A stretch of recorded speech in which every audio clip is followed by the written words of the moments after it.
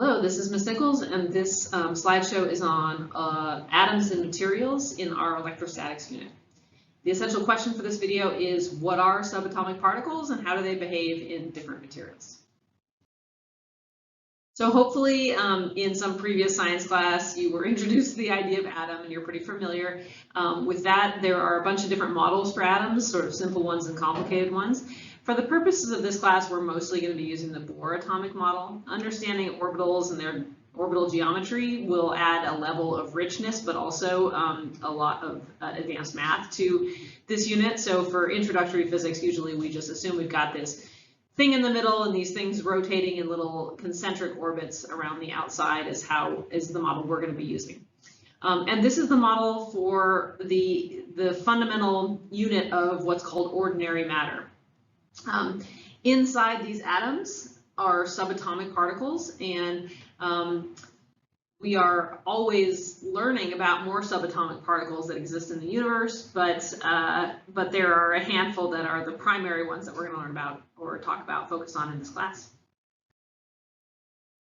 So every subatomic particle inside an atom contains fundamental properties. There are characteristics of these subatomic particles that make them up, including mass, which we've talked about before, lowercase m, measured in kilograms. But the way a physicist thinks about mass is that objects that contain mass create a gravitational field, which we use the letter lowercase g to represent. You've seen that pop up before, Earth's gravitational field, but any object can have a g. Any object that has mass will have its own gravitational field, and consequently, any object with mass will also be experiencing a gravitational force from any other nearby object that has a gravitational field. So it's really the interaction between these two little g's that causes the gravitational force that we experience all the time in our everyday life. We're going to use the same kind of model to represent what's going on with this other fundamental property, which is charge. We will use the letter Q to represent the amount of charge an object contains, and the units for charge are the coulomb, which is a capital C. A coulomb is a lot of charge, so usually we'll be dealing with micro or nano coulombs most of the time, but the fundamental unit is the coulomb. And just like with mass, we would say that an object that has the property of charge is going to create an electric field, and we're going to use a capital E to represent that electric field. And any object that has an electric field will be experiencing this fundamental electric force, or F sub E, from any other object that has an electric field nearby. One note about charge compared to mass is that charge is called, we say that it's quantized.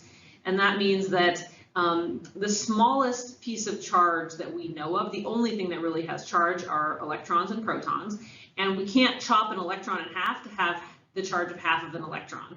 We can't have 4.5 electrons in something. We've got to have a whole number of electrons. And so consequently, the smallest possible electric charge on any object is the charge of an electron.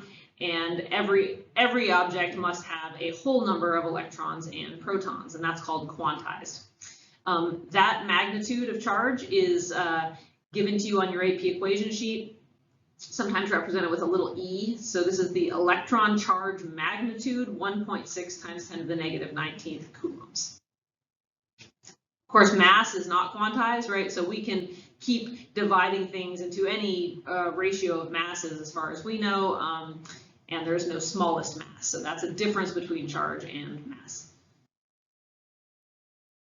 In this unit, we're going to be dealing with really two subatomic particles most of the time, but I'm going to mention the three most common right now just by way of comparison. Later on in the year when we do duality, we'll talk about a few more subatomic particles, but the primary we're going to be dealing with are protons and electrons. So protons have a mass of 1.67 times 10 to the negative 27th kilograms, and a charge of positive 1.6 times 10 to the negative 19th coulombs. You'll notice that that is exactly the same as the electron charge magnitude. So protons have the same charge as an electron, and we call this positive. And they're relatively large. I know 10 to the negative 27th kilograms doesn't seem large, but it actually is compared to these other subatomic particles. And the other important thing about protons is that most of them are trapped in the nuclei of atoms.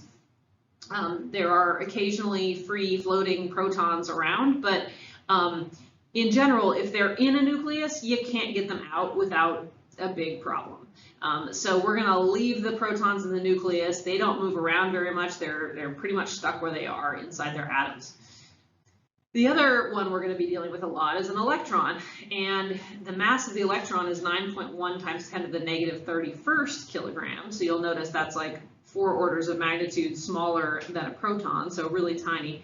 But the charge is still the same as the proton. It's a negative charge, so we have positive and negatively charged objects, and it's negative 1.6 times 10 to the negative 19th coulombs. The other thing to note about electrons is that they can move around a lot. So unlike the protons, they're not trapped anywhere. They can be shared and move from atom to atom all the time. And that's going to be really fundamental to our understanding of electric everything, is that electrons move and protons basically don't. The third big subatomic particle you've probably heard of is the neutron. And just a few things to note about that. It's not going to really come into this unit too often, but it has a mass of almost the same as a proton. It's actually a tiny bit bigger than a proton. It's about 9 times 10 to the negative 31st kilograms bigger than a proton, which is kind of fun. We'll get into that later on. Neutrons are also mostly trapped in the nucleus, and they are neutral. They have 0 charge. So that leads a lot of people to say, why the heck do we even care about them? And again, we'll get more into neutrons later on in the year. So we've mentioned a few times the fundamental forces, of which so far we are talking about 2. We've talked about the gravitational force and the electrical force. And we're going to talk about where they arise from in a future slideshow. But for now, we still need to understand sort of what they do and how they act and how objects experience these. So a reminder that every force in the universe is an interaction between 2 objects, and these 2 fundamental forces are no exceptions. So for both of those forces, we've got to have 2 objects that have the fundamental property to experience the force. And there's a lot of really striking similarities between the equations for Fg and Fe and the way that we notice them in our world, which I'm going to highlight here. And that's a common topic on the AP exam, is to kind of compare and contrast these 2 forces. In fact, they're so strikingly similar in a lot of their manifestations and a lot of the form of the equation. Albert Einstein actually spent years and years and years trying to unify these 2 forces because they looked like they really should be somehow able to be combined into a single force, but he was never able to do that, and we still have not.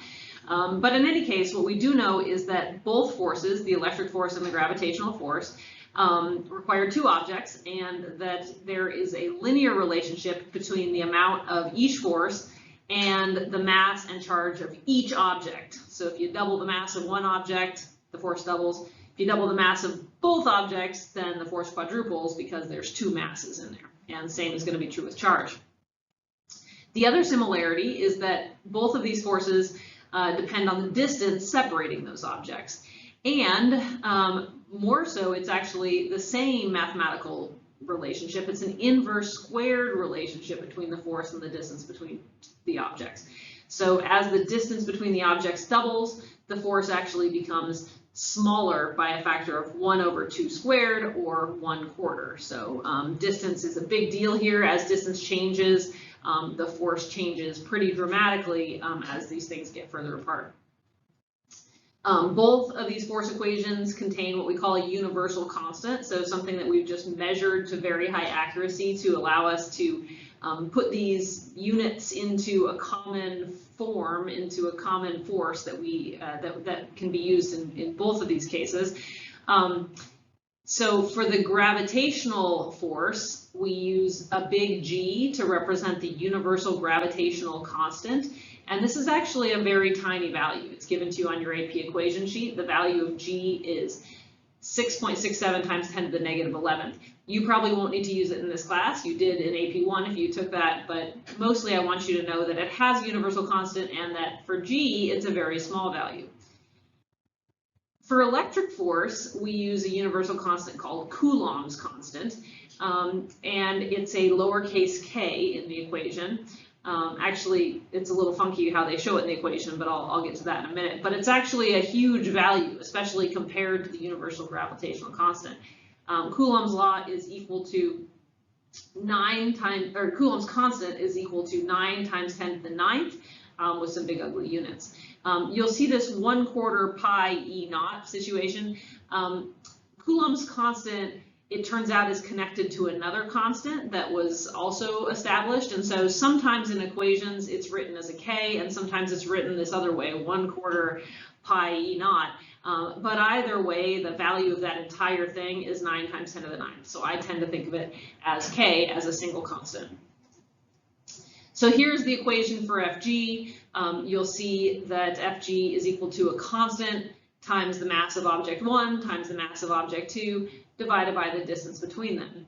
And here's the equation for Fe, which looks very similar. Fe is equal to K, which is the Coulomb's constant, times the charge of object 1 times the charge of object 2 divided by the d squared between them. In your AP equation sheet, it looks slightly different, but it's the same equation. So in the AP equation sheet, it has absolute value of Fe equals, and then instead of the K, it has that big ugly constant, but it's the same thing. It's 9 times 10 to the 9th. And then we have absolute value of our two charged objects, and they have it divided by r squared, representing the radius between those charges, instead of d squared represent the distance, but it's the same thing. So if we had a proton and an electron, they would be experiencing both of those forces because they have both mass and charge.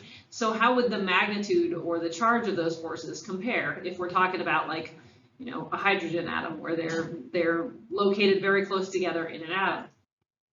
Well, the Fg of attraction between those two particles, subatomic particles, in an atom of hydrogen is about 10 to the negative 49th newtons. Now that's a really, really tiny amount of force, but of course they're pretty small particles as well, so it's non-negligible. That is something that we have to take into account when we deal with our subatomic particles, is the gravitational force between them.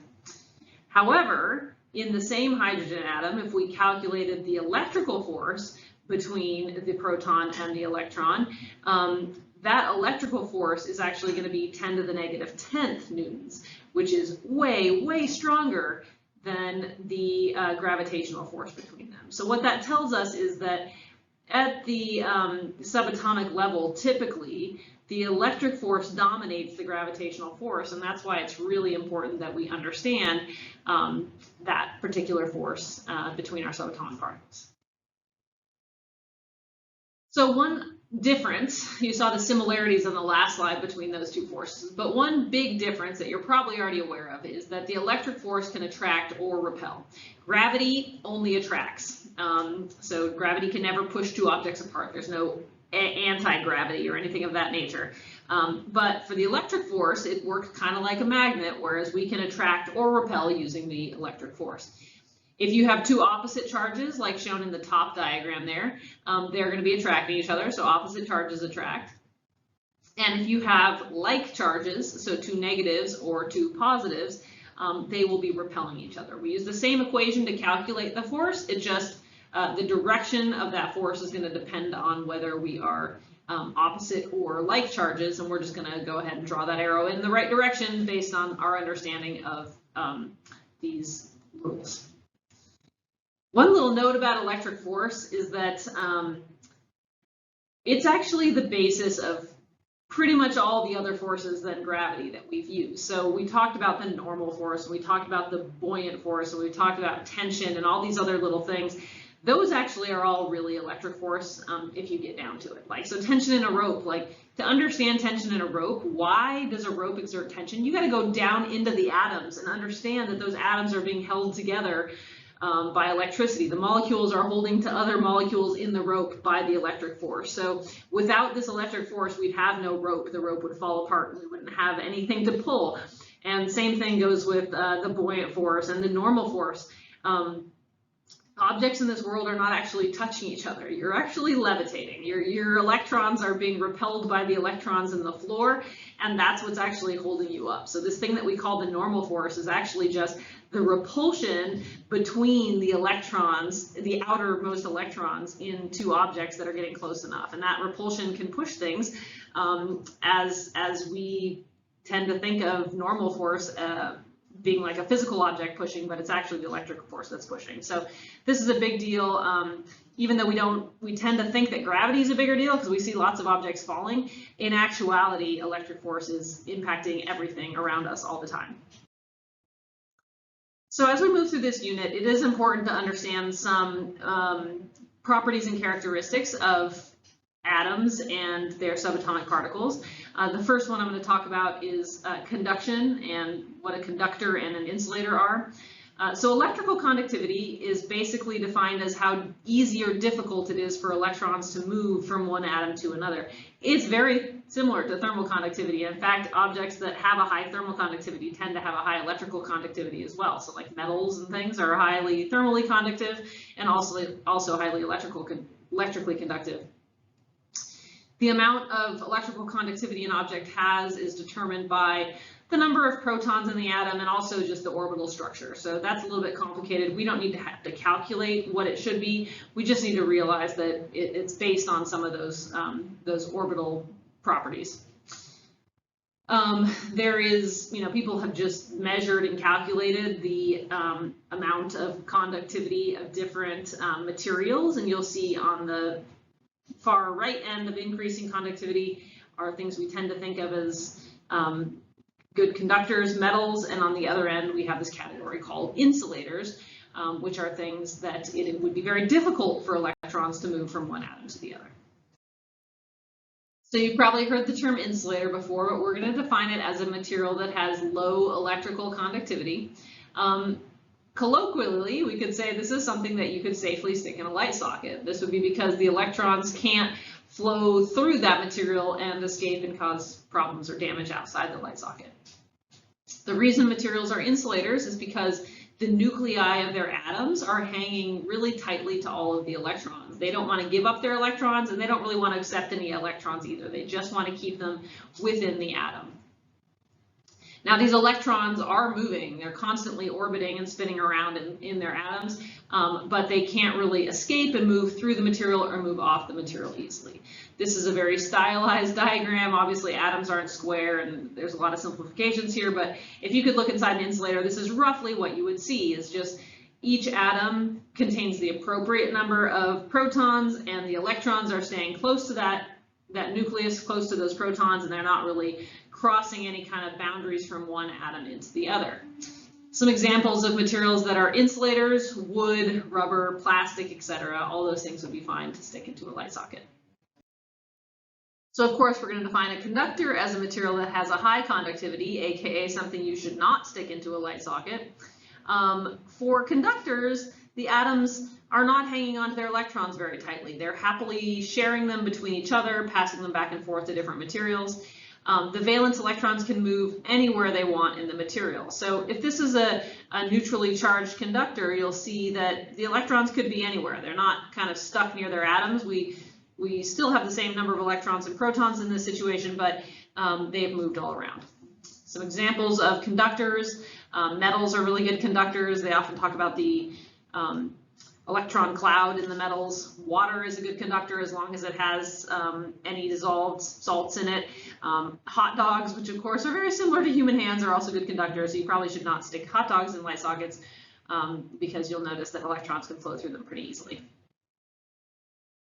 Okay, we've reached the end of the video, so take a minute and revisit the essential question, which is what are subatomic particles and how do they behave in different materials? Thanks for watching.